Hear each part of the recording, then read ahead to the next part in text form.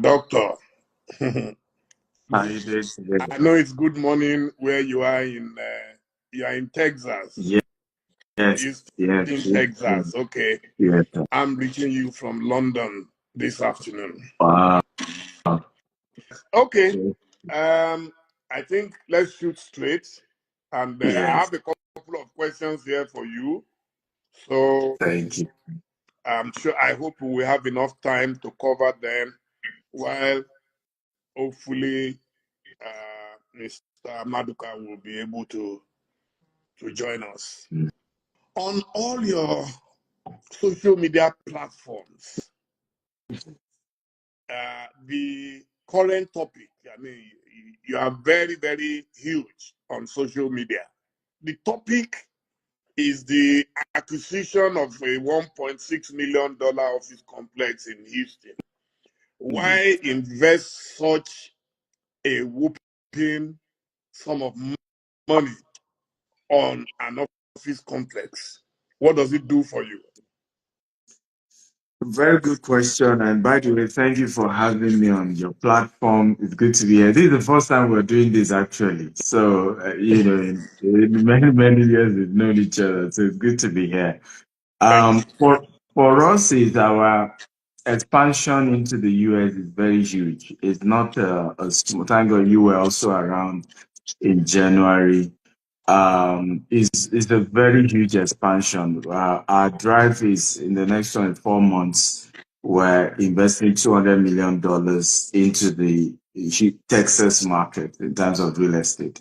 And it's important to also give people confidence because we've gotten feedback where people say, I hope it's not a case of they just run back to Nigeria. These people are known in Nigeria or Dubai, right? This so-called Houston thing, are you sure they're really going to be on ground? So we needed to show that it's not just a come go thing. We're fully on ground. We own our office space here. I just also bought a multi-million dollar property of my own here as well, where I live now. So it's the major confidence building structure. And the office even has a large expanse of land that we intend to build a larger office space that we rent out. Also, we are not occupying the entire place. We're inheriting a tenant. We're also turning it into a hub where there are a lot of people, for example, who are successful entrepreneurs across Africa, and just they don't need to get a big space, but particularly oil and gas. If it's like the headquarters of oil and gas in America, there are a lot of oil and gas companies based in Nigeria that need where they can receive letters for them, receive information for them in Houston. So we're turning it to a hub where other people can also use it as their office address, and we're also able to make money from that. So it's not only just GTech that will be using the office space. Okay. Some people are asking that is it that you've abandoned us finally in Nigeria and Africa? Not at all. I mean, we're still very much present in Nigeria. In fact, this new month we are launching two new estates, one in Ibejuleki, 25 acre, another in Ijebu-Ode, that's almost 100 acres. So we're still strong in Nigeria. Nigeria is still home. But as you know, diversification is very important. And I know you can relate to that. I mean, Ovation started in London. Ovation is still all over the world. So for us, it's a digital world, it's a global world. If you decide to just put your eggs in one economy, if anything shakes that economy, it messes you up totally. And with the decline in the strength of the naira, it's good if you are going to be a transgenerational company like we are trying to be. You have to be able to have sources of income from other economies. I mean, when we moved to Dubai 4 years ago now, it was similar as well. People thought we were going to stay in Dubai forever. No, it's just an expansion. And so here again, we're here in the US. Who knows? Australia, Dr. Cosmos prayed yesterday, and I heard him mention Australia, mention other countries. So who knows where next we're expanding to? But don't you think investing in Africa, other parts of Africa, if you look at the United Bank for Africa, you look at the Dangote Group, you look at Globalcom, you look at, they've all invested at different times in Africa. So why America first and not Africa first? Well, a good question. First of all, I mean, I did an African tour, and we're currently considering Ghana, Zambia, um, Tanzania, and Zimbabwe. However, we're also taking it gradual because I believe you were one of those I consulted with our African expansion, and you gave your counsel as well. So we're definitely expanding across Africa. Just that it's a gradual move. It's not something we should rush because let's be honest, Africa is very, very volatile for business. Anything can happen and shake you. So if you haven't invested in stabilizing very well in countries where the economy is more stable, the currency is more stable, you don't want to start gambling too much across Africa because the risks are real and the risks are there. So for us, is let's solidify our base internationally. Dubai is doing well. Now US is doing very well. Our growth is unprecedented. We did virtually 4 hours talk with Dr. Cosmos. 99-acre book share. We've since had acquired more assets than when you came in January. So we need to consolidate. After that, we can enter markets that also still risky. Now, how is this new office and land acquisition going to impact the people who have already invested in your business in Nigeria? Beautiful question. So I say this often that I strongly believe this move is actually ultimately in the interest of Nigeria. And what do I mean? Right now, and thank God you relate with a lot of real estate developers in Nigeria. You know that our biggest problem is liquidity. We are trying to do this construction project. We plan, for example, maybe 1 billion naira, we finish it. Before you say Jack Robinson, you need to be looking for 2.5 billion. Now, the banks are not helping in any way.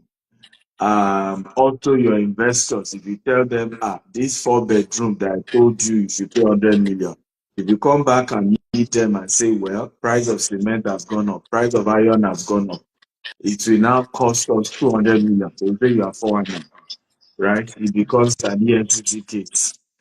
Okay. So we then realized that we needed to consolidate in economies where there is access to liquidity. Every of our expansion now, we're only putting in 30%. We have institutional investors giving us the remaining 70%. So we believe that in the next 5 years to 10 years, we'll have multi-billion dollars worth of assets here in the US. We can now take loan against that and bring it to Nigeria and then start heavy expansion with all the lands we've acquired. As of today, GTES has acquired over 10,000 acres of land across different states in Nigeria. Now, to develop it the way we want to, because some want to put golf course, we want to put polo, the kind of money we need to do that, unfortunately, we don't yet have it. But it's something we can easily build confidence internationally and then be able to convince our international partners who are currently funding a lot of our deals now, and then convince them to say, partner with our expansion in Nigeria because they know we have assets here they can hold on to if anything goes wrong, right? They will be more confident to then partner with us as we expand what we're doing in Nigeria. So this ultimately will put us in a very strong position the next 5 years from now to expand aggressively across Africa. And that's the move actually. Now, doctor, how risky is your kind of business? I have a mortal fear for land grabbing. Mortal, I am paranoid.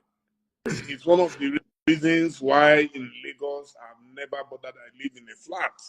And, I look at your business and sometimes I wonder how you are able to cope because Yeah. it is the kind of thing that anything can go wrong. Omonile will come, Baba Onile will come. They can Yeah. sell one land to 6 different people. So how have you been able to navigate your way through this labyrinth? Very, very, very good question, sir. Very good question. It's been a tough one. I'm not even going to say it was an easy journey. It's been a tough one. But I will say that we have leverage on wisdom of elders. I always say that when you combine the strength of the youth with the wisdom of elders, miracles happen. Like our land business now, the advisory board is chaired by the former IG of police, Dr. Michael Piro, right? He literally sits on, in fact, from land we are buying, he calls the sellers even before we pay money, and his support has helped. People like Femi Falana SAN has also been very helpful to our business because he is the most senior of all the lawyers we work with. So we've leveraged on, partnering with people who are really ahead, who have, also risked their name, their reputation to help us in acquisition. And I won't say we still haven't had 1 or 2 issues, but it has reduced the challenges compared to others. But I agree with you. It's still a very tough business. It's not one of those easy business to do. But again, we're making do to the best of our abilities. And we thank God for those reputable people who have been helping. Okay. Now I want us to spend a few seconds on the issue of credit system. What has been your experience in Nigeria? Because I always tell people that if I were the president of Nigeria, I will ensure that we negotiate with the banks in a way that, one, the interest rates will come down. We will have, for us to be able to rebuild our middle class, we will have to cut down on taxation and also the credit system. Imagine at my age, I'm a 64-year-old man.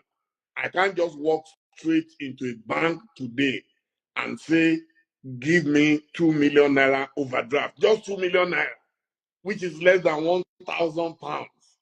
Whereas my bank in England or in America will be begging me, they can start at 3,000 pounds, which goes to almost how much in naira? Almost 10 million. Yeah. And that's an overdraft, not even a loan. Yes. Aha. Yes. If you have a proper collateral, you can get any loan you want because Anything. they know that you cannot remove your property. I'm sitting here now, there's no way I can carry this house to Nigeria. So So, why can't Nigerian banks also take such risk? And it's not even a risk because for as long as the property is worth what you are asking for, or even much higher than that, then they should be able to give you a loan. Then with that, you can do a lot of startups, you can do a lot of things. But today, everything is cash and carry. If you have a job, even in Ghana, nearby Ghana, if you have a good job and your company can write that yes, your job is guaranteed, it's a permanent job, you can take a car loan, you can take house mortgages and things like that. But Nigeria, I don't know when we're going to get to that level. Maybe you'll be able to address that for yes, us. sir. I mean, I've many media houses I go grant interview. I've asked those same question, and I've argued that is until we solve that problem, we cannot unlock the wealth in Nigeria. We can't. We have to understand that, for example, why must I need 100% of the money to buy a house in Nigeria? Why? If I am a citizen of Nigeria and I can prove it by just dropping 10%, at particularly first time home buyer, if I drop 10% of that money, my bank, don't tell me mortgage bank, don't tell me mortgage bank. My bank that I do business with is supposed to be able to immediately release the 95% of the money for me to be able to buy my house. And if we can do that, CBN can guarantee this. I've said this many times. CBN can work with the commercial bank and say any of this loan that fails, right? You have the rights. If this person failed to pay their mortgage, take over the house and option it. Because they can't carry the house away. But we need the political will. We need the central bank to come in and be able to work with the commercial bank. Number one, once you drop 10%, you're a citizen of Nigeria, be able to pick up a house, right, to the degree of the 10% deposit that you drop. You have an NIN, you can identify you. Also, the issue of credit, and you are very right with this.